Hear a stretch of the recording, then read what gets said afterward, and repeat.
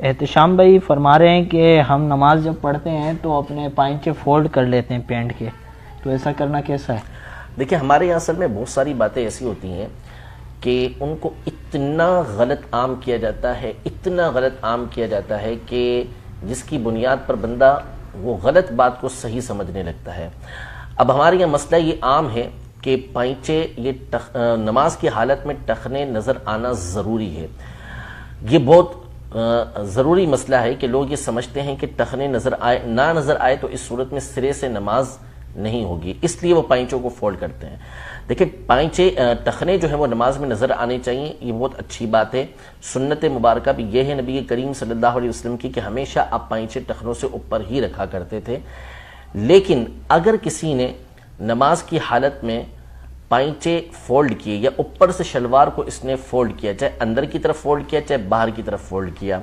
تو اس صورت میں نماز مکروہ تحریمی ہوتی ہے۔ وجہ اس کی یہ ہے کہ نبی کریم صلی اللہ تعالیٰ علیہ وآلہ وسلم نے خود اس حوالے سے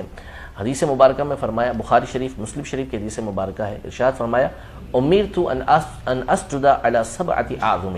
مجھے اس بات کا حکم دیا گیا کہ میں 7 ہڈیوں پہ سجدہ کروں، وَأَلَّا أَكُفَّ شَعْرًا وَلَا ثَوْبًا، اور اس بات کا حکم دیا گیا کہ نہ اپنے بالوں کو سمیٹوں نہ اپنے کپڑوں کو سمیٹوں۔ دونوں چیزوں سے منع کیا کہ نہ بالوں کو آپ مرد جو ہے وہ جوڑا بنائے گا، نہ کوئی بھی اپنے کپڑوں کو فولڈ کرے گا، کپڑے فولڈ کرنے سے منع کیا گیا۔ شارحین حدیث نے واضح طور پر مولا علی قاری رحمۃ اللہ تعالی علیہ نے اس حدیث کی شرح کے اندر واضح طور پہ لکھا کہ اگر کسی نے بالفرض کپڑے اتنے